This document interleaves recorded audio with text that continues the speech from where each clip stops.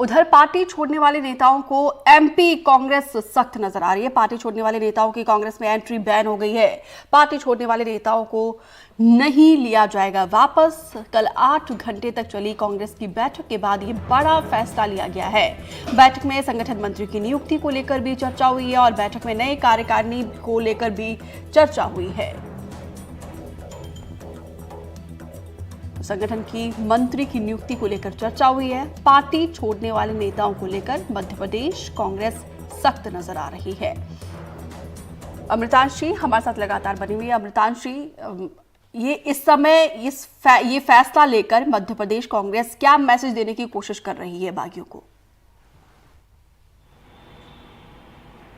देखिए, ये फैसला थोड़ा सा लेट हो गया है। अगर ये फैसला कांग्रेस विधानसभा चुनावों के बाद ले लेती, क्योंकि विधानसभा चुनावों में भी एक करारी शिकस्त कांग्रेस को मिली है, अगर इतना कड़ा फैसला कांग्रेस विधानसभा चुनावों में लेती तो शायद लोकसभा चुनावों में जितनी बुरी हार कांग्रेस को देखने को मिली है वो ना मिलती। खैर, अब यहाँ पर कांग्रेस अपने संगठन पर काफी ज्यादा फोकस कर रही है। भले ही चुनाव मध्य प्रदेश में खत्म हो चुके हों, लेकिन कांग्रेस की क्या गलतियां रही, किन वजहों से नुकसान हुआ, किन वजहों से इतनी बुरी हार देखने को मिली, को लेकर अब लगातार कांग्रेस के तमाम बड़े नेता मंथन कर रहे हैं।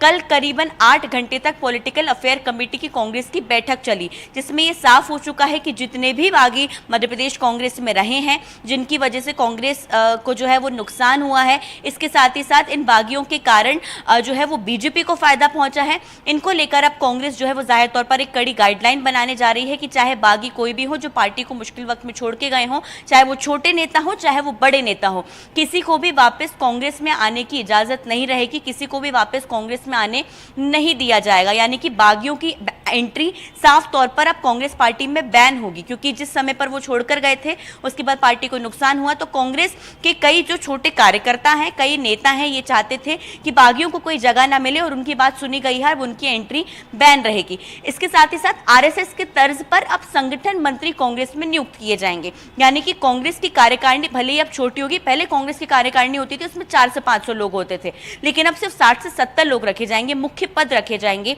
इसके साथ ही साथ संगठन में किस तरीके से कामकाज हो रहा है इसको मॉनिटर करने के लिए संगठन मंत्री नियुक्त किए जाएंगे। ये संगठन मंत्री कार्यकारिणी कैसे बेहतर तरीके से चले, क्योंकि पिछली बार कांग्रेस की कार्यकारिणी चल नहीं पाई थी, इतने सारे जो है उसमें नेता शामिल थे, लेकिन कार्यकारिणी संगठन को मजबूत नहीं कर पाई। इसलिए संगठन को मजबूत करने के लिए अब संगठन मंत्री तैनात रहेंगे।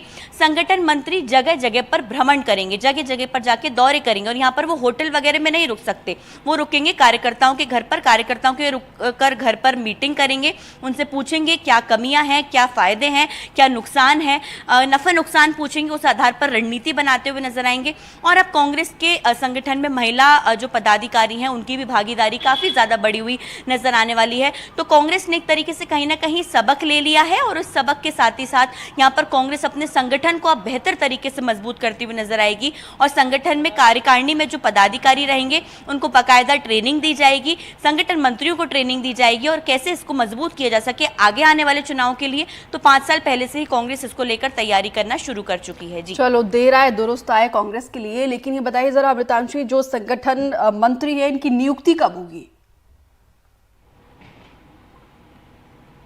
बिल्कुल, देखिए अभी 15 से 20 दिन में कांग्रेस के जो कार्यकारिणी है वो घोषित होने वाली है।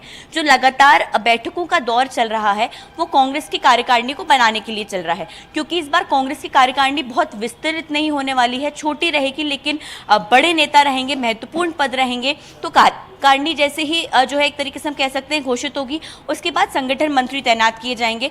संगठन मंत्री का तैनात होना इसलिए भी जरूरी है क्योंकि वो कार्यकारिणी के संचालन पर नजर रखेंगे। तो जैसे ही कार्यकारिणी घोषित होती है उसके बाद संगठनात्मक रूप से कांग्रेस खुद को मजबूत करने के लिए यहाँ संगठन मंत्री बनाते हुए नजर आएगी, और इसके साथ ही साथ वो संगठन मंत्री लगातार संगठन की गतिविधियों पर नजर रखते हुए नजर आएंगे। संगठन को किस तरह के कामकाज करने की जरूरत है, कार्यकर्ताओं को किधर जाने की जरूरत है, क्या कुछ आगामी कार्यक्रम रहेंगे, इसको लेकर भी लगातार काम करते हुए नजर आएंगे। जी चलिए, बहुत बहुत शुक्रिया अमृतांशी विस्तार से जानकारी देने के लिए हर एक खबर पर।